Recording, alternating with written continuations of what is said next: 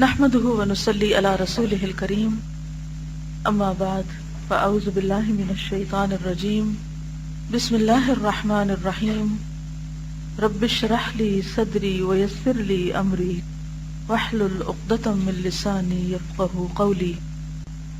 فصل 48، گناہ قلب اور نفس مطمئنہ۔ آپ کا ٹارگٹ یہ ہونا چاہیے کہ آپ نے نفس مطمئنہ تک پہنچنا ہے، اس میں کوئی خلل آئے تو بس فوراً الرٹ ہو جائے کہ نہیں، مجھے ہر وہ چیز چھوڑنی ہے، ہر وہ گناہ چھوڑنا ہے جس سے میرے قلب مطمئنہ پہ کوئی زد پڑے، کیونکہ باقاعدہ آپ کو وہ اثرات محسوس ہوتے ہیں، دل پر بوجھ پڑنے لگتا ہے، عجیب سی اداسی آنے لگتی ہے، سکون لٹ جاتا ہے، بے قراری سی آ جاتی ہے، چبھن ہونے لگتی ہے، اٹھ کے چیزیں بار بار آپ کو ڈسٹرب کرتی ہیں، تو ڈرنا چاہیے کہ کہیں ایسے حال میں موت نہ آ جائے، کیونکہ اسی وقت فرشتے آ کے یہ کہیں گے یا ایتھا النفس المطمئنہ، جب واقعی یہ اطمینان کی حالت میں ہوگا، اور وہ اسی وقت اطمینان کی حالت میں ہو سکتا ہے جب ہم گناہوں سے بچیں اور اس کی حفاظت کریں۔ معاصی کی ایک سزا یہ بھی ہے کہ گناہ بندے کے معاد اور معاش، معاد ہے واپسی کی جگہ، نہیں واپس لوٹنا، آخرت میں، معاش دنیا کی ضروریات میں خلل پیدا کر دیتے ہیں۔ ہر انسان اس امر کا سخت محتاج ہے کہ وہ اپنے معاد اور معاش، آخرت اور دنیا کے مفادات اور نقصانات کو زیادہ سے زیادہ سمجھنے کی کوشش کرے۔ گناہ اس معرفت اور سمجھ سے انسان کو قطعاً محروم کر دیتے ہیں۔ کس سے محروم کر دیتے ہیں؟ آخرت اور دنیا کے مفادات اور نقصانات کو زیادہ سے زیادہ سمجھنے سے۔ یعنی گناہوں کی سزا کیا ہے کہ انسان یہ نہیں سمجھ پاتا کہ کون سا کام اس کے لیے زیادہ فائدے کا ہے، کیونکہ نفس غالب آ جاتا ہے نا، تو بعض اوقات ہم سے وہ کام چھڑوا دیتا ہے جو ہمارے لیے انتہائی فائدے کا ہوتا ہے، ہم تنگ آ کے گھبرا کے چھوڑ دیتے ہیں اور نچلے درجے کے کام کرنے لگتے ہیں کہ جس میں اجر مارا جاتا ہے انسان کا۔ جو کام جتنا مشکل سے ہوتا ہے اتنا اجر ہوتا ہے، لیکن مشکل کام صرف وہ کر سکتا ہے جس کے اندر صبر ہوتا ہے، وہی جم کے رہ سکتا ہے، اور جو اللہ کے لیے کرتا ہے، جو بندوں کے لیے نہیں کرتا۔ ورنہ تو ہم وہ کام پسند کرنے لگتے ہیں جو بندوں کو نظر آئے، جس پہ ہمیں تعریفیں ملے، اور پھر ہم بھی خوش رہیں اور بندے بھی خوش رہیں، چاہے آخرت میں اس کا کچھ خاص اجر نہ ہو، اور بندوں کی تعریفیں لے لے کے سب یہیں گنوا کے چلے جائیں۔ تو ہمیں اس سے بچنا ہے اور اللہ سے مانگتے رہنا ہے کہ اللہ وہ کام کرنے کی توفیق دے جو تجھے پسند ہو، خواہ وہ مجھے مشکل بھی لگتا ہو، لیکن میرے لیے اس کو آسان بھی کر دے۔ تو اللہ کی مدد سے مشکل چیزیں آسان ہونے لگتی ہیں، لیکن یہ سمجھنا بے حد ضروری ہے کہ دنیا اور آخرت کے اعتبار سے فائدہ مند کام ہے کون سا، کہاں سے زیادہ پروفٹ مل سکتا ہے، کہاں سے زیادہ نفع ہو سکتا ہے۔ آپ دیکھیے کہ یہ بات تو بچوں کو بھی سمجھ میں آتی ہے اگر وہ تھوڑا سا سن سے کام لے۔ کل میرا بیٹا مجھ سے پوچھتا ہے کہ اچھا مجھے وہ کام بتائیں جس میں سب سے زیادہ نیکیاں ملیں۔ میں نے کہا تم سوچو، بتاؤ مجھے تم کیا سوچتے ہو۔ سوچ کے کہتا ہے کہ اچھا وہ کام جو ملٹی پلائی ہو، یعنی وہ کام اتنا نہ ہو بلکہ بڑھتا جائے۔ تو میں نے اس کو وہ یہ آیت سنائی ذاکر نائک کی زندگی کو جس نے بدلا تھا، وَمَنْ أَحْسَنُ قَوْلًا مِّمَّنْ دَعَا إِلَى اللَّهِ وَعَمِلَ صَالِحًا وَقَالَ إِنَّنِي مِنَ الْمُسْلِمِينَ۔ اس سے اچھی بات کس کی ہو سکتی ہے جو لوگوں کو اللہ کی طرف بلائے اور خود بھی اچھے کام کرے اور کہے کہ میں مسلمان ہوں۔ اب لوگوں کو اللہ کی طرف بلانا، ہم سمجھتے یہ صرف لیکچر دے کے ہوتا ہے، ایک ٹپیکل سا ہمارے سامنے رول ہے نا، یہاں یہ کتاب پڑھ کے سنائیں گے تو پھر یہ اللہ کی طرف بلانا ہے۔ وہ ایک میل میں نے بھیجی تھی 80 ways of دعویٰ، 80 طریقے دعوت اللہ کے، لوگوں کو اللہ کی طرف بلانے کے۔ It's not only reading books to people یا کوئی لیکچر درس، وہ تو ایک ذریعہ ہے ہی ہے، لیکن اس کے علاوہ بھی بہت سارے۔ یہ اس وقت ہوتا ہے جب انسان حریص ہو جائے کہ کسی بھی موقع، کسی بھی جگہ، کسی بھی سچویشن میں جہاں لوگوں کے ساتھ انٹریکٹ کر رہا ہے وہاں ان کو اللہ سے جوڑتا رہے، اللہ کی طرف بلاتا رہے، اللہ کی یاد دلاتا رہے۔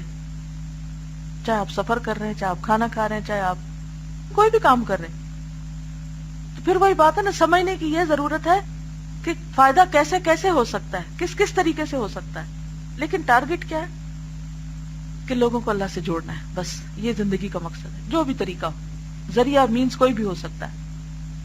تو گناہوں کی وجہ سے انسان کو یہ سمجھ نہیں آتی کیا کہ دنیا اور آخرت کے اعتبار سے کون سی چیزیں فائدہ مند ہیں اور کون سی چیزیں نقصان دہ.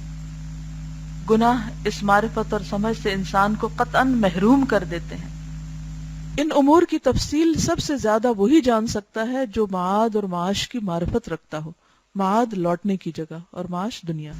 سب سے زیادہ قوی، عقل مند اور زیرک یعنی باریک باتیں سمجھنے والا وہی ہے جو اپنے نفس اور ارادے پر غالب اور حاوی ہو. غلطی کیوں ہوئی تھی؟ ارادے کی کمزوری سے.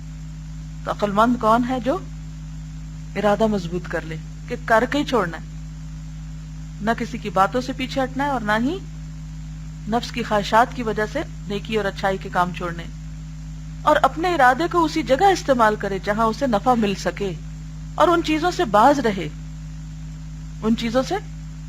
رہے جن سے اسے نقصان پہنچتا ہو. اور اس بارے میں لوگوں کی ہمت، معرفت و ادراک، مقامات اور منزلیں مختلف اور متفاوت ہیں، یعنی ان میں فرق ہے، درجے ہیں.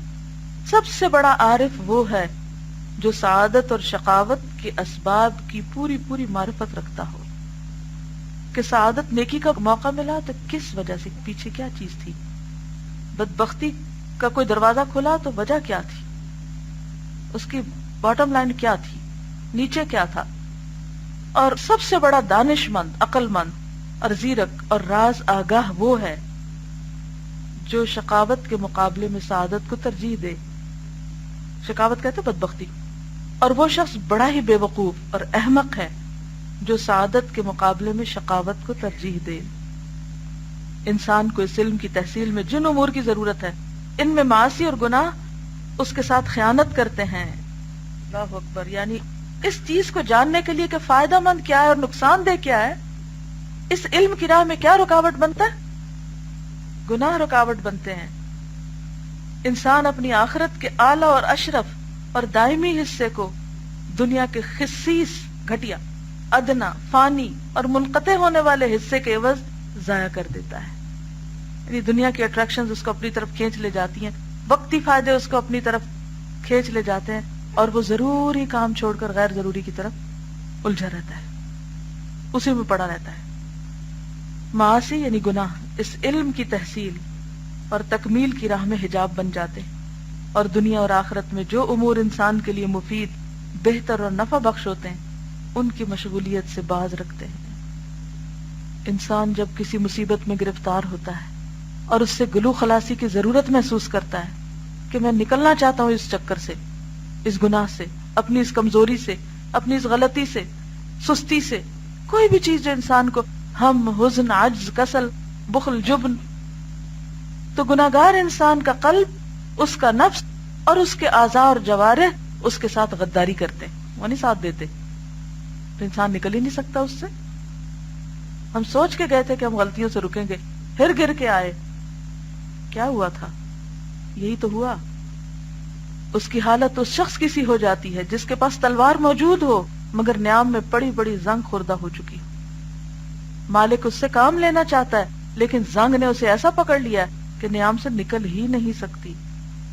کبھی آپ نے زنگ آلود چیز کو الگ کرنے کی کوشش کی ہو تو آپ نے دیکھو گا کس قدر مشکل ہوتا ہے، کس قدر مشکل. ایسی حالت میں اس کا دشمن اس کے سر پہ آ جاتا ہے اور اسے قتل کر دینا چاہتا ہے، اور وہ اپنی تلوار کے قبضے پہ ہاتھ ڈالتا ہے، اسے کھینچتا ہے لیکن وہ نکلنے کا نام نہیں لیتی اور دشمن وار کر کے اس کا کام تمام کر دیتا ہے. یہ دشمن موت بھی ہے، شیطان بھی ہے، جو پھر انسان کو پوری طرح اپنے اس میں لپیٹ لیتی اور پھر انسان کچھ کرنے کے قابل نہیں ہوتا. خیر اور بھلائی کے دروازے بند کر کے کم تر پہ راضی ہو جاتا ہے، اور افسوس یہ کہ اس جانتا بھی نہیں کہ وہ کیا کر رہا ہے. انسان کے قلب کی بھی یہی حالت ہے، گناہوں سے زنگ آلود ہو جاتا ہے، معاصی سے وہ اپاہج ہو جاتا ہے، ہینڈیکیپ. اسے جب دشمن سے لڑنے کی ضرورت پیش آتی ہے تو مقابلے کے لیے اس کے پاس کوئی چیز نہیں ہوتی. انسان جب کسی سے جنگ کرتا ہے تو قلب اور قلب کی طاقت ہی کے ذریعے جنگ کرتا ہے، قلب کی قوت ہی سے حملہ کرتا ہے، قلب ہی کی طاقت سے اقدام کرتا ہے. جسم اور جسم کے اعضاء تو قلب کے تابع ہوتے ہیں، اور جب قلب کے پاس جو جسم اور جوارح کا بادشاہ ہے قوت اور طاقت نہ ہو تو وہ مدافعت ہی کیا کر سکتا ہے اور کیسے کر سکتا ہے؟ اور پھر جب کہ بادشاہی سرے سے نہ ہو تو انجام کیا ہوگا؟ چلیے اتنا ہی کافی ہے. اللہ تعالیٰ ہمارے حال پہ رحم کرے. سبحانک اللہم و بحمدک نشہد ان لا الہ الا انت نستغفرک و نتوب الیک. السلام علیکم ورحمۃ اللہ وبرکاتہ.